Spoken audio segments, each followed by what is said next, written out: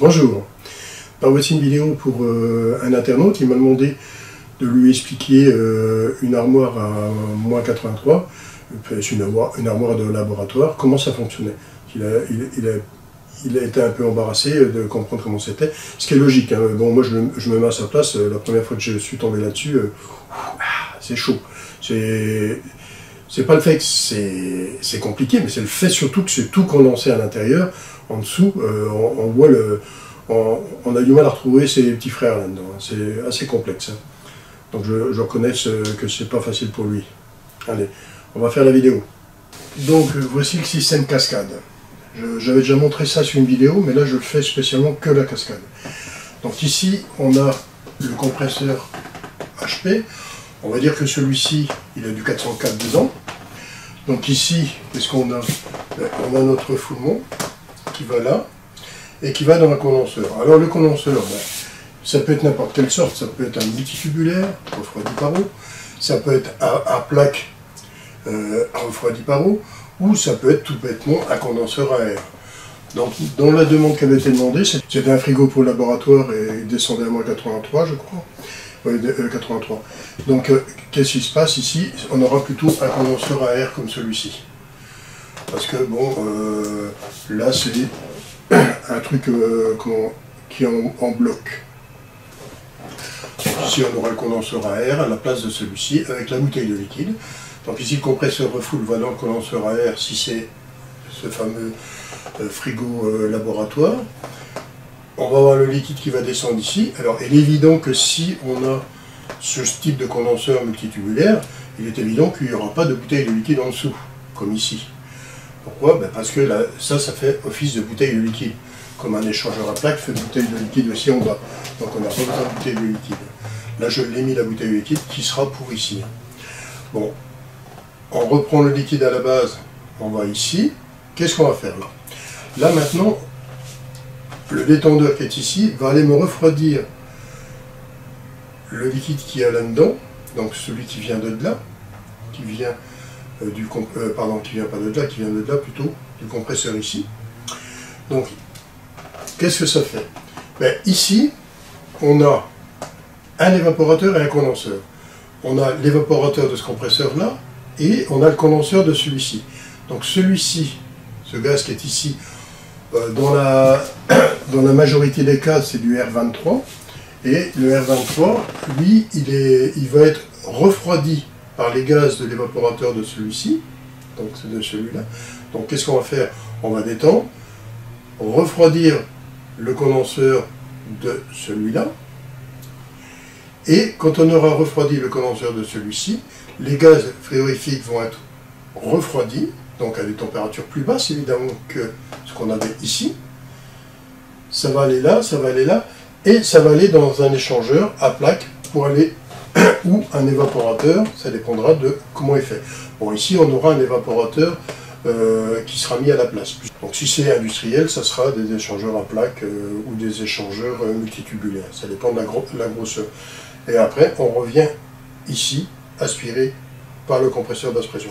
Alors, le HP en général, souvent, c'est du 134 ou du 404, ça dépend des températures que l'on veut descendre. Et celui-ci, ça pourrait être du 404, voire même du R23, surtout du R23, le plus souvent pour des températures très très basses. Donc, alors, ce dessin-là peut être multiplié. On peut avoir encore une autre cascade avec celui-ci. On peut avoir 2, 3, 4 cascades. D'ailleurs, c'est comme ça, je vous rappelle, qu'on est arrivé à descendre jusqu'à -273, donc degrés Celsius, le zéro absolu, en faisant des cascades avec des gaz. En faisant des cascades avec les gaz comme ça, on arrivait à descendre des températures très très basses. C'est comme ça que c'est fait. Donc je vous rappelle, ce compresseur-là va comprimer ici. Les gaz vont être condensés grâce au condenseur à air ou au condenseur multitubulaire ou à plaque. Le liquide va être envoyé ici, le détendeur va refroidir ici.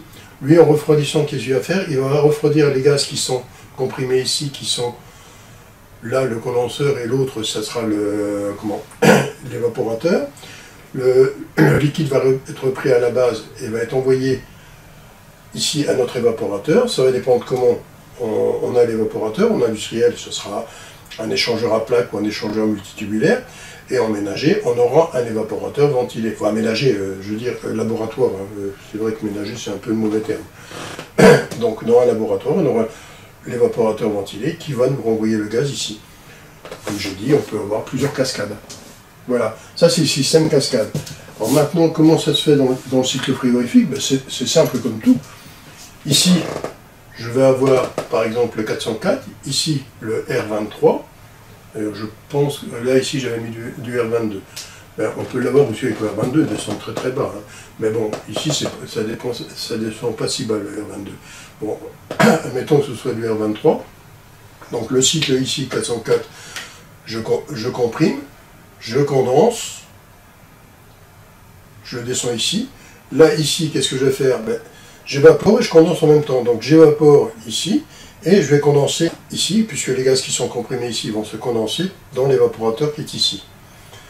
Et ici, on va détendre. Donc ici, fatalement, je vais avoir un liquide qui est sous-refroidi vraiment très très bien.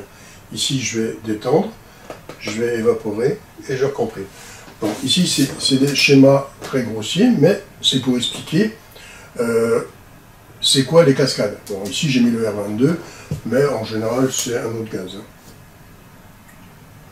Les enthalpies, c'est exactement la même chose si on veut calculer les rendements et tout ça. Vous avez les enthalpies qui sont repris ici, H1, H2, H3, H4, H7 et H6.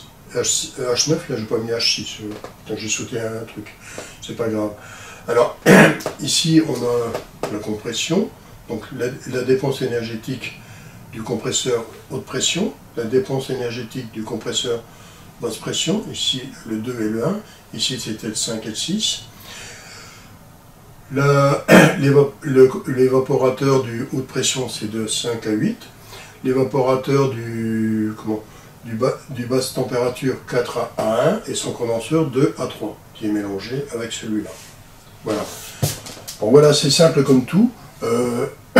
Bon, il faut avoir l'habitude, c'est vrai, dans les trucs de laboratoire, des fois c'est tellement compact leur truc qu'on a du mal à comprendre. Bon, l'internaute qui m'a demandé ça, j'espère qu'il aura compris.